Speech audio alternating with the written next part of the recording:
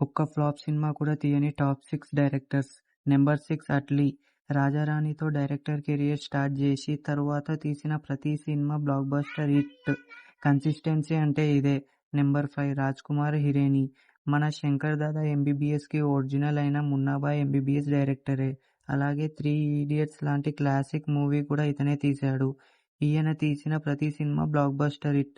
Number 4 Sandeep Reddy Vanga. ఇప్పటి వరకు 3 సినిమాలు తీశాడు. కానీ 3 ఇండస్ట్రీ హిట్సే. ఇంపాక్ట్ మాత్రం వేరే లెవెల్ ఉంది. Number 3 Prashanth Neel. Ugramm, KGF 1 and 2, Salaar ప్రతి cinema massive blockbuster. Mass బ్రాండ్కి మీనింగ్ ఇతనే.